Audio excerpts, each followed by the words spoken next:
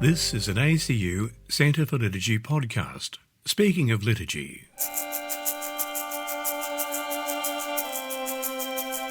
Liturgical rituals depicted in films and movies shine a spotlight on the practice and understanding of liturgy within the Church and broader society. Speaking of liturgy, Professor Hans-Jürgen Feulner, Professor of Liturgical Studies and Sacramental Theology at the University of Vienna in Austria, reflects on liturgical rituals in films past and present.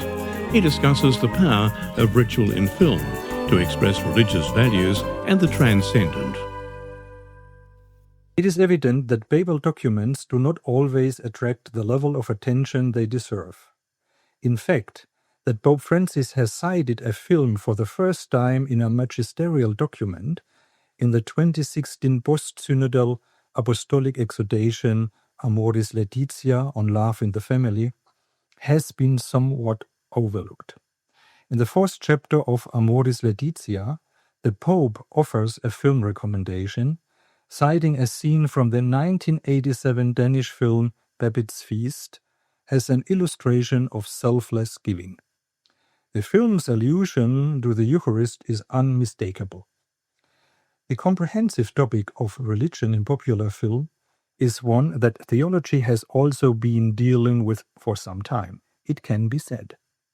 The relationship between religion in general and film has been explored by theologians and experts in film studies for quite some time. Religious practices depicted in films, such as Eucharist, confession, baptism, wedding, and funeral, which are presentations of religion or Christianity, have been addressed in a variety of ways. However, these depictions have rarely been studied in an explicitly liturgical manner. An academic examination of religious rituals or ritual elements in film has hardly been promoted to date. Therefore, a research project at the University of Vienna, in collaboration with several external partners, seeks to address this lacuna by examining religious rituals in films or movies. The Chair of Liturgical Studies and Sacramental Theology of the Faculty of Catholic Theology at the University of Vienna has already since 2005 dealt with the question of how and why religious rituals are used in movies or popular films.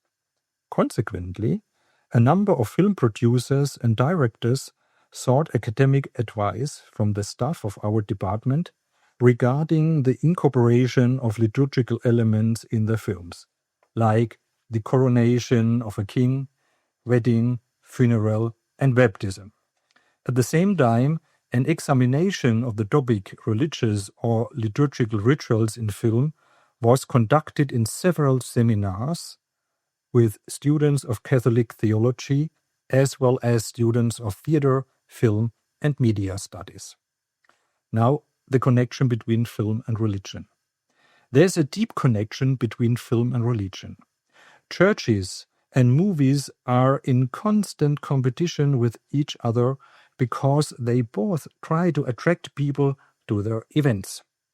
Like churches, many movies address topics such as birth and death, unfulfilled and realized love, loneliness and community, temptation and trials, or failure and redemption. In the history of film, religious topics have been used since the earliest days of cinema, especially stories from the Bible. Producers were able to use religious themes to make popular films, and they also hoped to get those films distributed. By the 1980s, however, filmmakers were making religious films from a different perspective. They were not just showing the world what a church-influenced society thought about religion. Instead, they were presenting religion from the perspective of the outside world. Nowadays, religious references are used in unexpected ways, which allows for different interpretations. Film as a religion. Movies can refer to religious content, but they can also be seen as a substitute for religion. Going to the movies and watching a film can give us a feeling of transcendence. In this way, movies can sometimes seem like a competitor and replacement for religion. In some ways, films can play a similar role to church services in Christianity. They can interrupt our daily lives and connect us to a higher, more spiritual world. Religious rituals in film. When we talk about the connection between religion and movies, we haven't really looked at how movies directly reference religion through rituals and liturgical ceremonies. A new interest in rituals has emerged, leading to an appreciation for religious rituals and the incorporation of rituals into everyday life. To make a religious reference, film directors often include religious buildings like churches and people like priests to help viewers understand what is happening. Another popular way of making religious visible in film is to use religious or liturgical rituals. Since movies were invented, many films have incorporated religious rituals, symbols, actions, and figures.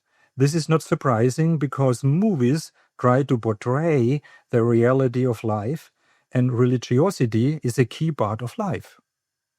Even though people in Western Europe, North America, Australia, and New Zealand are less attached to religion and religious institutions, movies based on religious rites, symbols, and figures are still rather popular in the Western world.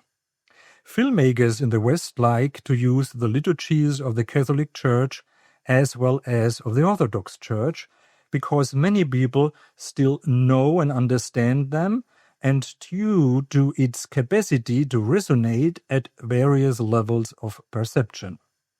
This phenomenon occurs through its manifestation in visible signs, comprising words and actions.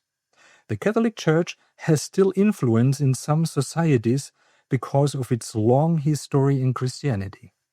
Because of this, the liturgical tradition of the Catholic Church are still rather common in films. Rituals can be incorporated into films in a variety of ways, ranging from implicit to explicit, marginal to central. For example, demons are shown fighting in many modern horror movies.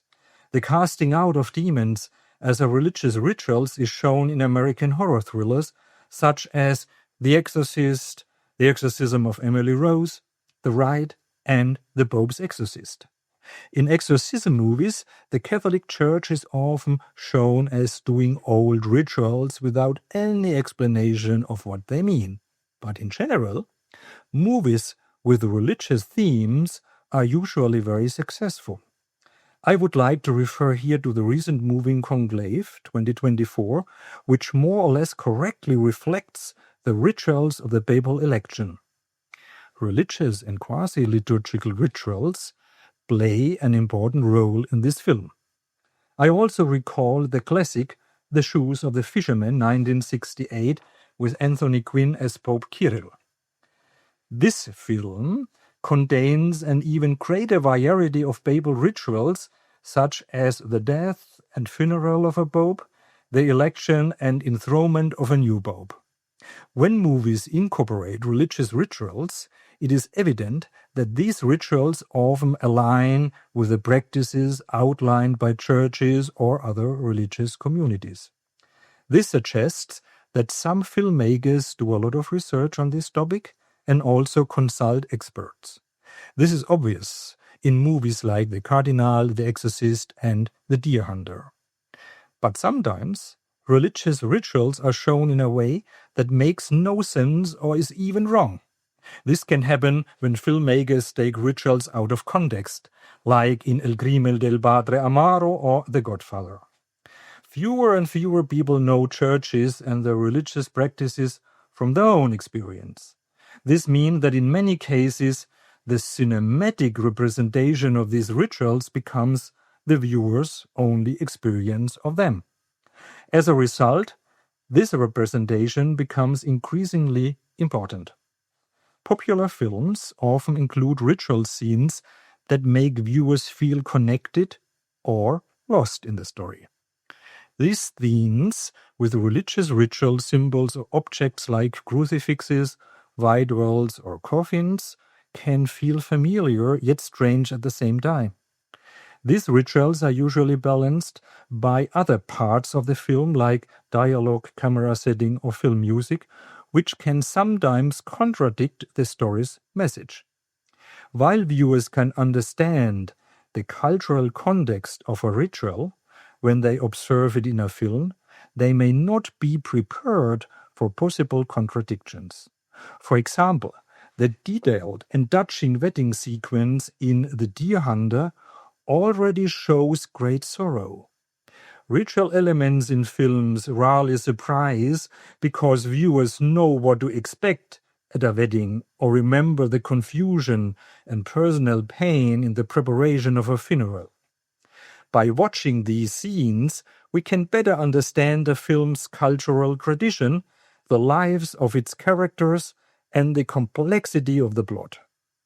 Ritual scenes like childbirth or funerals show a variety of emotions and behaviors, such as solitude, fear, grief, desire, disappointment, and longing, all mixed together with the rituals.